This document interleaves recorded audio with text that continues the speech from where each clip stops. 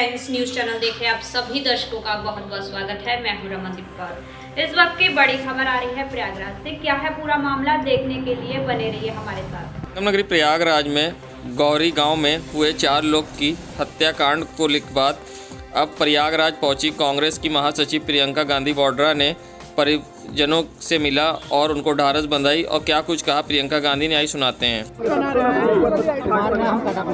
ये जो पीड़ित परिवार है, जिनके परिवार की हत्या की गई है, ये उनके भाई, ये एसएसबी में झारखंड में काम करते हैं। मतलब इस देश की सुरक्षा को ये देखते हैं, ये करते हैं। ये उस एरिया में काम करते हैं जहाँ पे नक्सल माहौल है, तो ये देश की सुरक्षा कर रहे हैं। और इनको क्या मिल रहा है, मैं पूछना चाहती हूँ, नीचे करो तुम्हारी नहीं मिल रहा है। जो वीडियो मुझे दिखाए गए हैं और जो मुझे बताया गया है, जिस तरह से हुआ है ऊपर, अरे यार देखो दब गया हूँ मैं। और दहशत में है परिवार, सब परिवार के सदस्य ये कह रहे हैं कि हमें पता नहीं कि हमारे साथ क्या करेंगे। तो सारी एक पुरुष हैं जो झारखंड में काम करते हैं, उनको घबराहट हो रही है कि वो अकेले क्या करेंगी, कल को कोई आके उनको प्रताड़ित करे। पुलिस से अरे नहीं हो पा रही है यार। तो यहाँ के जो 2 पुलिस वाले जो हटाए गए हैं कल, महिलाएं मुझे बता रही थी कि जब वो जाती थी उनको कंप्लेंट करने के लिए तो मजाक करते थे, इनका हंसते थे। और जिस तरह से इन्होंने किया है, 15 साल की 17 साल की बच्ची है, उसका एक 10 साल का भाई जो डिफरेंटली एबल बच्चा है,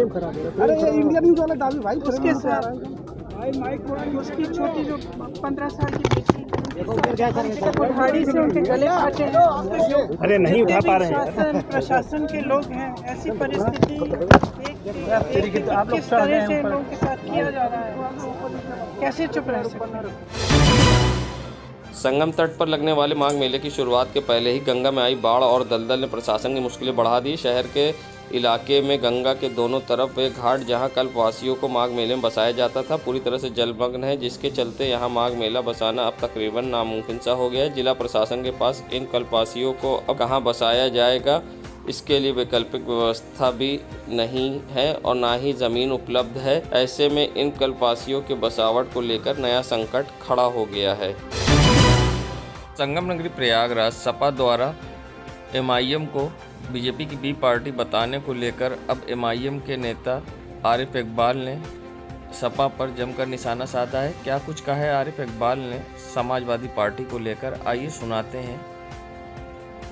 समाजवादी पार्टी के नेता ने जो हमारे ऊपर आरोप लगाया कि भाजपा की बी टीम है, 29 अगस्त 2003 से 2007 के मुख्यमंत्री जब मुलायम सिंह यादव थे, उस कार्यकाल में कल्याण सिंह के बेटे राजवीर सिंह को कैबिनेट मंत्री बनाया, उनकी करीबी कुसुम राय को कैबिनेट मंत्री बनाया और मुलायम सिंह ने अपने टिकट समाजवादी पार्टी से जो बाबरी मस्जिद में पहला फावड़ा मारने का दावा करता साक्षी महाराज को राज्यसभा भेजा। 40 साल आरएसएस की सेवा करने वाले लखनऊ पश्चिमी से सन 2002 में वीरेंद्र भाटिया के वालिद को गौरव भाटिया के वालिद को वीरेंद्र भाटिया को लखनऊ पश्चिमी से टिकट दिया और आरएसएस की पेंशन का जो उनके कार्यकर्ता लोग थे उनकी पेंशन 60 साल के ऊपर थे। मुलायम सिंह के कार्यकाल 2003 से 7 के मुख्यमंत्री काल में मुख्यमंत्री कार्यालय से आदेश जारी होकर आरएसएस वालों की पेंशन। और मुलायम सिंह यादव ने नरेंद्र मोदी की एक डिनर पार्टी अटेंड की थी और वो डिनर पार्टी राम कोविंद के राष्ट्रपति इलेक्शन 2017 के इलेक्शन में था और सीए के उन्होंने सपोर्ट में 3 तलाक के भाजपा सांसदों के सपोर्ट से खड़े होकर इस बिल का सपोर्ट किया था कि ये बिल लाया जाना चाहिए। इसका मतलब है कि मुसलमानों को यहाँ दूसरे दर्जे की नागरिकता देखना चाहते, उनका वोटिंग अधिकार यहाँ नहीं चाहते, उन्हें सिर्फ वोट बैंक के रूप में वो देखते आए हैं। अब समाजवादी पार्टी की खिलाफ उत्तर प्रदेश के मुसलमानों के बीच में खुल गई है। सारे इशू पे, चाहे मॉब लिंचिंग हो, सीए हो, एनआरसी, समाजवादी पार्टी साइलेंट रही है। इस बार उत्तर प्रदेश का 24% मुस्लिम पॉपुलेशन, मुस्लिम वोट बैंक इस बार समाजवादी पार्टी को सत्ता से बाहर कर दोबारा रास्ता दिखा एमआईएम के एक मजबूत ताकत स्थिति में विधानसभा में भेजेगा कि बगैर एमआईएम के कोई सरकार उत्तर प्रदेश में नहीं बनेगी। संगम नगरी प्रयागराज गौरी कांड में 4 लोग की हत्या के बाद अब राजनीति गर्मा गई है, तो वहीं दिल्ली से पहुंचे प्रगतिशील समाजवादी पार्टी के नेताओं ने जमकर नारेबाजी करी और धरने पर बैठ गए हैं। मृतकों के घर के बाहर धरने बैठे प्रगतिशील समाजवादी पार्टी के लोगों ने डीएम व एसएसपी के खिलाफ और प्रशासन के खिलाफ मुर्दाबाद के नारेबाजी की। आइए दिखाते हैं किस तरह से क्या कहना है उनका। प्रवक्ता आर एस यादव, आज हम पहुंचे हैं यहाँ पे इलाहाबाद फाफा मोड़ गोहरी गांव के अंदर, जहां पे एक दलित परिवार के 4 नृशंस हत्या की गई है और ये हत्या पूरी सुनियोजित तरीके से की गई है। जिस तरीके से यहाँ पे प्रशासन का रवैया है वो बेहद ही निंदनीय है और करुणा भरा है। यहाँ पे सभी 36 बिरादरी के लोग यहाँ पे इकट्ठे हैं और उस दर्दनाक हादसे से बिल्कुल पीड़ित हैं, लेकिन यहाँ पे प्रशासन किस तरीके से लाशें, छोटे छोटे बच्चों की, मासूम बच्चों की निर्मम तरीके से कुल्हाड़ी से काट काट के हत्या हुई है और पूरे गरीब परिवार है, बिल्कुल ही गरीब परिवार है। डीएम आवास ऐसे चंद किलोमीटर दूर है, डीएम साहब यहाँ तक अभी तक नहीं पहुंचे। यहाँ पर आवाज उठाने में प्रशासन को परेशानी हो रही है। ऐसा लगता कि ये लोग जज हैं, आके जो ऑफिसर है, पुलिस ऑफिसर अपने आप को ऐसा लग रहा कि ये निर्णायक है पूरे तरीके से। यहाँ पे आवाज उठाना मुश्किल हो रहा है। यहाँ पे दलित समाज की जिस तरीके से हत्या हुई है, पूरे वो योगी सरकार को हम बताना चाहते हैं कि इस तरीके प्रशासन को यहाँ बताना चाहते हैं, इलाहाबाद पूरा शर्म करना चाहिए, यहाँ के पुलिस प्रशासन को शर्म करना चाहिए, यहाँ पे हमारा साथ देना चाहिए और डीएम आवास के सामने हम सभी को जाने की इजाजत मिलनी चाहिए। हम लोग डीएम साहब से पूछना चाहते हैं कि क्या इसी तरीके से फाफा मऊ के अंदर जिस तरीके से गोहरी गांव की जिस तरीके से निंदनीय घटना हुई है, दलित समाज को, उसके परिवार को कुल्हाड़ी से काटा गया है, इसमें आपको खुद मांग करनी चाहिए कि दोषियों की फांसी होनी चाहिए। और इसमें मैं आर.एस. यादव, प्रगतिशील समाजवादी पार्टी प्रवक्ता। संगम नगरी प्रयागराज के गौरी कांड से दहला प्रयागराज, जहां गौरी कांड के मृतक फूलचंद के जीजा शंकर लाल ने पुलिस पर बड़ा आरोप लगाया है, साथ ही पुलिस की कार्यशैली पर भी सवाल खड़े किए हैं। क्या कुछ कहा है और किस तरह से रही पुलिस की भूमिका इस पूरे मामले में, आइए सुनाते हैं आपको। घटना हुई है कल, किन लोग से विवाद था आप लोग का और किस तरह से आपके साले के साथ दुर्घटना हुई है और किस तरह से उनको क्या मांगे हैं आप और किस तरह से पुलिस की भूमिका थी और किन लोग से विवाद था, किस चीज़ को लेकर? 1 महीने पहले सर विवाद कुछ हुआ था, वो लोग घर पे आ गए थे, गेट तोड़ के घर के अंदर घुस गए थे और गाली हुआ बग के फायरिंग करके फिर वापस जब चले जाने के बाद थाने गए। थाने में कोई अपनी लिखा रहे थे, कोई लिखने खाली नहीं, और जब हम 1 हफ्ते बाद मुकदमा लिखा गया। तो पुलिस की क्या भूमिका पुलिस की, बस वो सीधा कहते थे ये आ गए गरीब लोग, पहले इनकी सुनो। हम लोग की हंसी उड़ाते थे 24 घंटा सर, हंसी उड़ाते थे, सुनने कोई राजी नहीं। आज जाओ दिन में बैठे हो, सुबह शाम तक बैठे रहो, सुनने कोई खाली नहीं। हफ्ते भर दौड़ाई दौड़, तो कहीं ना कहीं सोर्स लगा तो जाके थोड़ा सुनो। मांगे कुछ नहीं है सर, बस जो कातिल है उसको सज़ा मिलना चाहिए, बड़ी सज़ा, उसका इनकाउंटर किया जाए, नहीं उसको फांसी दिलाई जाए। कौन लोग थे, किनसे विवाद था और किस चीज़ को लेकर था? अरे वही ठाकुर लोग हैं सर, जो ठाकुर जिससे विवाद था उनका नाम एप्लीकेशन पड़ा हुआ है, उन्हीं लोग से विवाद था। जो मृतक है वो आपके कौन? बस वहीं रास्ते का। जो मृतक है वो कौन है और आप? जो मृतक है उनका नाम फूलचंद है और हम उनके जीजा हैं। क्या नाम है आपका? हमारा नाम शंकर लाल। फाफा मऊ के गौरी गांव में हुए हत्याकांड में नामजद अभियुक्त में से 8 लोग को गिरफ्तार कर लिया है। बाकी के लिए पुलिस प्रयास कर रही है और जल्द ही उनको गिरफ्तार कर खुलासा करेगी। साथ ही शस्त्र लाइसेंस की भी मांग मान ली गई है और उचित मुआवजा जो था उसको भी सरकार ने घोषणा कर दी है। साथ ही अब पुलिस जल्द ही इन पूरे मामले पर खुलासा करेगी। आइए सुनाते हैं क्या कहा एसएसपी प्रयागराज ने। कल की घटना जो फाफा मऊ पुलिस स्टेशन में घटना हुई है, जिसमें 4 लोगों की नृशंस हत्या कर दी गई थी, इस घटना के संदर्भ में फाफा मऊ में क्राइम नंबर 256/23 में केस रजिस्टर किया गया है, जो अंडर सेक्शन 147, 148, 149, 302, 376D और पोस्को एक्ट 3-4 और SC/ST act under section 32 and 50 के अंतर्गत रजिस्टर किया गया है। इसमें इस केस में जो नामजद अभियुक्त हैं 11 लोग, उसमें से सभी 8 को अरेस्ट कर लिया गया है। शेष 2 जो हैं वो बॉम्बे में हैं, उनके लिए टीम भेजी जा रही है, उनको भी लिया जाएगा शीघ्र ही। इसके अलावा एक अभियुक्त हैं जिनके बारे में है कि वो हॉस्पिटल में है, चलने फिरने में असमर्थ हैं, उनके बारे में भी उनसे भी पूछताछ की जाएगी। इस घटना को समस्त कोणों से हम लोग छानबीन करते हुए जो भी असली अभियुक्त हैं उनको हम लोग पकड़ने का शीघ्रता से प्रयास करेंगे। शवों को, जो 4 लोगों के मृतक के शव थे, उनको पोस्टमार्टम करा दिया गया है, उनका संस्कार भी हो गया है। इस घटना को हम लोग अत्यधिक गंभीरता से लेते हुए जल्द से जल्द इसका खुलासा करेंगे।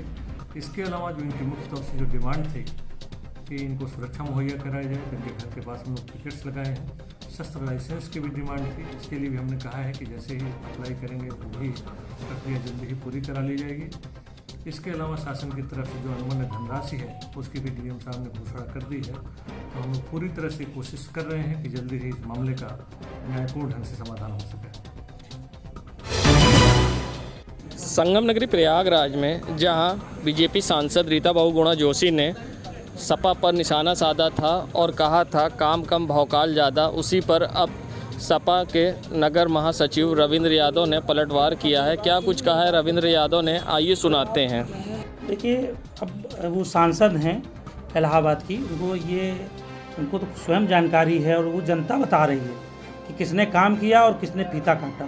समाजवादी पार्टी ने सिर्फ विकास का काम किया है और उत्तर प्रदेश में जितने भी काम हुए समाजवादी पार्टी ने काम किया। ये केवल उसका नाम बदलकर और फीता काटकर उसका उद्घाटन करने का काम कर रही है। और यहाँ तक पता चला है कि ये माननीय अखिलेश यादव जी का पत्थर भी बदलवा के अपने नाम पे कर रहे हैं। तो समाजवादी पार्टी को इस पर सफाई देने की ज़रूरत नहीं है, ये तो जनता बता रही है। और भारतीय जनता पार्टी ने आज तक क्या काम किया उस पर पूरी जनता जानती है। एक भी काम माननीय सांसद जी बता दें कि समाजवादी पार्टी ने क्या नहीं किया। भारतीय जनता पार्टी ने एक भी कार्य नहीं किया पूरे उत्तर प्रदेश में। आज चुनाव का समय आ गया है तो केवल चर्चा में आने के लिए ऐसे उलूल जुलूल बातें कर रही हैं। संगम नगरी प्रयागराज में पहुंची प्रियंका गांधी वाड्रा ने आज दलितों के मुद्दे पर बीजेपी सरकार और योगी सरकार को जमकर घेरा है। उनका कहना था कि सिर्फ सरकार उद्योगपतियों को न्याय देती है, गरीबों और दलितों को नहीं। क्या कुछ कहा प्रियंका गांधी ने, आइए सुनाते हैं आप। क्या हुआ अरुण वाल्मीकि के साथ, हाथरस में क्या हुआ, यहाँ क्या हो रहा है? तो जो दलितों पे अत्याचार हो रहा है तो क्या सब चुप बैठे हैं, सब देखते ही रहेंगे क्या? तो फिर संविधान दिवस मनाने का क्या मतलब है? क्या मतलब रहा है? कुछ गिरफ्तारी हुई अगर शासन और प्रशासन मदद नहीं कर रहा है। ये कह रहे हैं 11 लोग थे, स्पष्ट कह रहे हैं कि ये लोग हैं। पहली बार नहीं, इससे पहले सितंबर में भी इसी घर में आके मारपीट की। 8 लोगों को उन्होंने अरेस्ट कर लिया है। 2020 में किया, 2020 में भी किया, 2019 में किया, 2021 में सितंबर में किया, अब आके ये काम किया। उत्तर प्रदेश की तो इनको पहले क्यों नहीं रोका? जब 2019 में आके किया, इन्होंने प्रताड़ित किया और तंग किया, मारा पीटा। उसके बाद 2020 में, उसके बाद सितंबर में, तो रोका क्यों नहीं? यहाँ सुरक्षा क्यों नहीं दी? यहाँ पे जो आग चौकी लगाई है वो उस समय क्यों नहीं लगाई? हमें जारी लिखा है कि दलितों के लिए न्याय नहीं है, न्याय नहीं है, किसानों के लिए न्याय नहीं है, महिलाओं के लिए न्याय नहीं है। न्याय सिर्फ उन लोगों के लिए है जिनकी सत्ता है, जो उनके साथ उठते बैठते हैं और जो बड़े उनके लिए न्याय है। लेकिन उत्तर प्रदेश में दलितों के लिए, महिलाओं के लिए, किसानों के लिए, अल्पसंख्यकों के लिए न्याय नहीं है। मैं 2 सालों से यह काम कर रही हूँ और बार बार ये दिख रहा है कि संविधान को नष्ट किया जा रहा है, संविधान को खत्म किया जा रहा है। लड़ती रहूंगी, जहाँ अन्याय हो रहा है मैं लड़ती रहूंगी और मैं उनके साथ खड़ी रहूंगी। बीते दिनों शैलेंद्र नाम का युवक बम्बई से आ रहा था, जिसकी गुमशुदगी की रिपोर्ट परिजनों ने लिखाई थी, जिसके बाद पुलिस जांच में जुट गई थी और युवक का शव पूरा मुफ्ती रेलवे लाइन पर मिला था। जिसके बाद पुलिस मुखबिर की सूचना पर 2 लोग को गिरफ्तार कर लिया है और उन्होंने अपना जुर्म कबूल लिया है। पुलिस इनके खिलाफ विधिक कार्रवाई कर जेल भेज रही है। शैलेंद्र नामक व्यक्ति जो कौशाम्बी के रहने वाले हैं, वो बॉम्बे से आए थे और अपने घर वालों को बताए थे कि सद्दाम और शकील जो गांव के बगल के रहने वाले हैं उन्हीं के साथ हम घर आ रहे हैं, लेकिन वो घर नहीं पहुंचे। दूसरे दिन उनके परिवारीजन द्वारा थाना खुल्दाबाद में गुमशुदगी की रिपोर्ट दर्ज कराई गई थी, जिसकी जांच थाना खुल्दाबाद से हो रही थी। इसी क्रम में जांच करते हुए ये जानकारी मिली कि एक व्यक्ति का शव रेलवे ट्रैक पर पूरा मुफ्ती थाना अंतर्गत मिला है। पुलिस द्वारा पूरा मुफ्ती थाने से संपर्क किया गया तथा पूरी जानकारी की गई। इसी क्रम में आज रात्रि पीएसए ग्राउंड के पास मुखबिरी सूचना पर शकील और सद्दाम नामक 2 लोगों को पकड़ा गया है। इनके पास से नशीला पाउडर बरामद हुआ है, जो चाय में पिलाकर लोगों को बेहोश करके लूटने का काम करते हैं। विस्तृत पूछताछ में उन्होंने बताया है कि शैलेंद्र, कुंवर और भी कई लोगों को जो रेलवे स्टेशन से अपने घरों को जाते हैं उन्हें बहला फुसला कर अपनी मोटरसाइकिल और ऑटो पर बैठाते हैं और रास्ते में जहर खुरानी करके उनका सामान लूट लेते हैं। शैलेंद्र के बारे में इनकी निशानदेही पर पुलिस इनको घटनास्थल तक लेकर गई। थाने से विस्तृत जानकारी की गई तो मालूम हुआ कि इनका लंबा चौड़ा आपराधिक इतिहास है। सद्दाम के ऊपर 11 मुकदमे हैं, शकील के ऊपर 8 मुकदमे हैं और ये दोनों आपस में सगे साले बहनोई हैं। इन्हें गिरफ्तार किया गया है और इन्हें जेल भेजा जा रहा है। प्रयागराज पहुंची प्रियंका गांधी वाड्रा ने फूलचंद के परिवारों को हर संभव मदद देने की आश्वासन दिया। क्या कहना है मृतक फूलचंद की माता का इस मामले में, आइए सुनाते हैं। आपको मदद देंगे, आपके साथ रहेंगे। हम गए, हमारा दामाद सीआरपीएफ में है, उनको दिया जाके अपने बच्चे में रहा। और क्या बात कहा उन्हें कहा आप लोग को भरोसा है? हाँ, कहें तो हैं भैया। क्या नाम है आपका? सुशीला। संगम नगरी प्रयागराज की नवाबगंज पुलिस को मिली बड़ी कामयाबी, जहां नवाबगंज पुलिस ने 2 अभियुक्तों को चोरी की बाइक के साथ किया गिरफ्तार। बता दें, प्रयागराज एसएसपी सर्वश्रेष्ठ त्रिपाठी द्वारा अपराधियों के खिलाफ चलाए जा रहे अभियान में एसपी गंगा पार व सीओ सोराव के निर्देशन पर मुखबिर की सूचना पर नवाबगंज पुलिस ने 2 अभियुक्त रोहित व अंकित को किया गिरफ्तार, जिनके पास से चोरी की 3 मोटरसाइकिल की बरामद। अब पुलिस इनके खिलाफ विधिक कार्रवाई कर भेज रही जेल।